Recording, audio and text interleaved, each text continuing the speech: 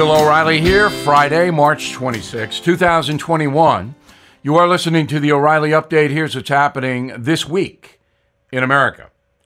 First, a pair of mass shootings in Georgia and Colorado sparking new debate on Capitol Hill over the Second Amendment, the right to bear arms. The president urging Congress to pass new gun safety measures after a man killed 10 people at a supermarket in Boulder, Colorado. Mr. Biden telling lawmakers to enact an assault weapon ban and limit high-capacity magazines. Now, the Senate tried to do that back in 2013, but the vote failed. Senate Majority Leader Chuck Schumer pledging to crack down on the sale of firearms, saying, quote, "We have a responsibility to do more than just speak out. We will take action to address the epidemic of gun violence." But there is no epidemic in mass shootings. According to a study by the University of California, mass shootings make up 0.2% of all gun homicides. The real problem are criminals killing people. Next, the crisis on the southern border. The number of migrant families illegally entering the USA is now up 100% from a year ago. More than 80,000 people cross into the U.S. from Mexico pretty much every week. Arrests in the region down by the border have doubled, 440% increase at entry points near El Paso. Since most border jumpers get away, the 80,000 estimate is a low number. The White House announcing $86 million in new funding to put immigrants in hotels. The program will house about 1,500 people for the next 16 months. Summing up, President Biden is soft on the border intrusion. The migrants know it, and a disaster is unfolding. Better news on the COVID front. Cases continue to decline as vaccinations rise. The government now administers about 3 million doses every day. About 18% of all adults are now fully inoculated. A third have received the first injection. But in Europe, the exact opposite is taking place. The continent, now one of the worst spots on the planet for COVID. Cases in Poland up 80%, France 85%, Ireland 150%, Germany 275%. Why? Because the EU has no vaccine. That's why. Coming up, the message of the day. Listeners, sound off. Are you looking for your next investment? Bill O'Reilly here.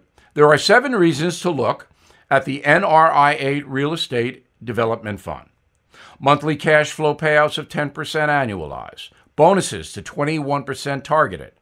They strategically locate in lower risk, high demand areas people want to move to. New construction is short on supply. Real estate affords diversification and safety from stock market risk. Their short and long-term strategy provides for steady returns right now. Nria is an industry leader with a 15-year proven track record. So, if you've been sitting on the sidelines or want to diversify, start your due diligence at nria.net. Or you can call 800-800-1414. That's easy. 800-800-1414. An offer of securities is only made by the Nria Private Placement Memorandum. Read it first. Past performance does not guarantee future results. Nria is a real estate development firm. Learn more at nria.net. Time now for the O'Reilly Update message of the day. Listeners, sound off. We do this each Friday. You can reach me, Bill, at BillO'Reilly.com. That's easy, Bill at BillO'Reilly.com. By the way, we do a television broadcast, news broadcast on BillO'Reilly.com every night. So I hope you go there and check it out. First letter comes from D.A. in Louisville, Kentucky.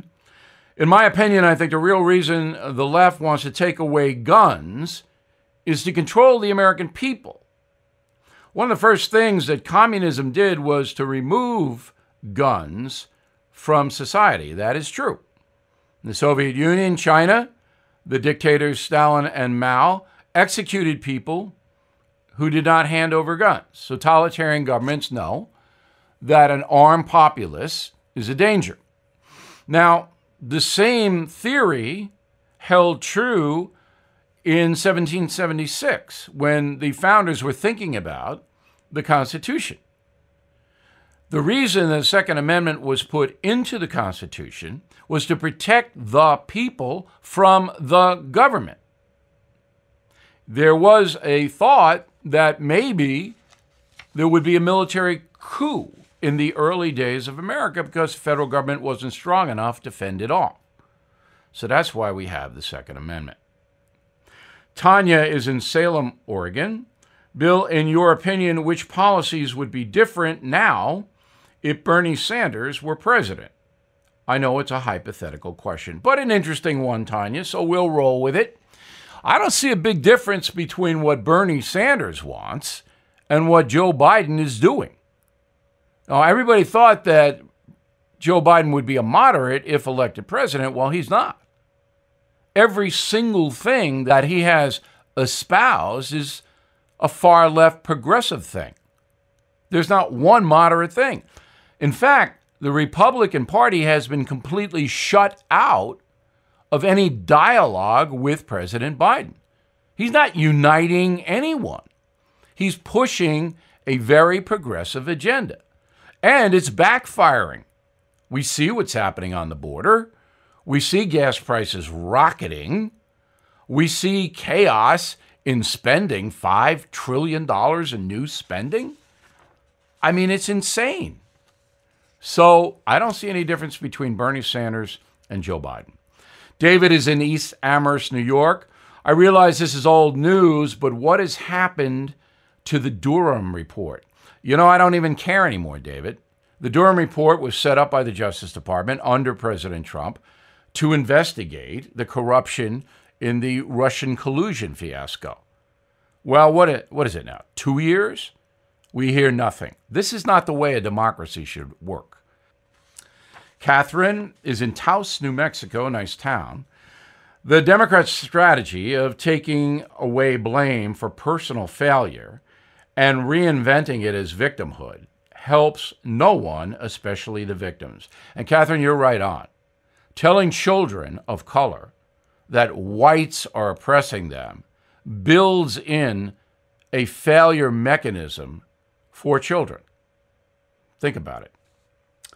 I'm Bill O'Reilly, and I approve that message by actually putting it together. For more honest news analysis, please go to BillO'Reilly.com. In a moment, something you might not know. Could COVID cost you your home? Cybercrime up 75%. And the most serious of all is home title theft. Bill O'Reilly here for Home Title Lock. That's right, cyber criminals, foreign and domestic, are after our homes, and it's easier than you think. Title documents to our homes are online now. The thief finds your home's title, forges your signature on a quitclaim deed stating you sold your home to him. Then he takes out loans on your home and leaves you in debt. You wouldn't even know it happening until late payment or eviction notices arrive. Insurance doesn't cover you, neither do common identity theft programs. That's why I protect my home with Home Title Lock. The instant Home Title Lock detects someone tampering with my home's title, they shut it down. So please go to HomeTitleLock.com and register your address to see if you're already a victim. Then use code RADIO to receive 30 free days of protection. Please go to HomeTitleLock.com, HomeTitleLock.com. Now the O'Reilly Update brings you something you might not know. The COVID pandemic has closed businesses all over the country, as you know, slashing millions of jobs, but one specific industry continues to thrive during the contagion: fast food. Americans are turning to drive-through windows for quick, inexpensive meals from the safety of their cars. New data from the National Restaurant Association shows sales at fast food restaurants up double digits in the past 12 months. So let's run down what's going on. The fifth most popular fast food chain, Burger King, home of the Whopper, as you know. There are more than 7,000 Burger Kings in all 50 states, selling $9 billion worth of burgers every year. Next up, Taco Bell. The Mexican-themed restaurant saw the biggest jump in sales during the pandemic. Most popular item at The Bell is the XXL Grilled Stuffed Burrito Crunch Supreme. Wow. That'll set you back $3. And it contains 1,400 calories. Whoa. Number 3, Subway, $10 billion in sales at 25,000 locations. Biggest sellers include turkey sandwiches and tuna sandwiches. Second place goes to Starbucks. The coffee shop changes its menu each season, generating the most money around Christmas time. Hottest item last December, coffee hot chocolate combo. Beware, each drink contains at least 23 teaspoons of sugar, 900 calories. Just to put it into perspective, you're supposed to get 2,000 calories a day. Just that drink is 900. The top spot goes to McDonald's, no surprise, $40 billion in annual sales, 3 billion burgers sold every year, 5,000 every minute of every day. McDonald's seeing 3% growth during the pandemic. It's no surprise the average American has gained between 5 and 15 pounds since last year. And here's something else you might not know. While fast food thrives during the contagion, America's biggest winner, the alcohol industry. Sale of hard spirits up 60% compared to the same time last year. Bottoms up, back after this. Thousands of animals are abandoned in the wilderness in America, and they need your help. I partnered up with Delta Rescue, the largest no-kill care-for-life animal sanctuary in the world. Founded by actor Leo Grillo, Delta Animal Sanctuary is a one-of-a-kind rescue. Trained attendants look after each animal, providing them with food, treats, toys, and affection. Also, Delta Rescue has an on-site animal hospital that operates 365 days a year. And unlike others, Delta Rescue believes in giving animals a right to life. They allow all moms to have their litters, then care for the entire family for life. Delta Rescue relies solely on donations from people like us to help fulfill their mission. Support Delta Rescue and put your legacy to work. Delta's tax-saving estate planning. Grow your estate while letting your compassion for animals live on well into the future. Learn more at deltarescue.org/bill. deltarescue.org/bill. Thank you for listening to the O'Reilly Update. I am Bill O'Reilly. No spin, just facts, and always looking out for you.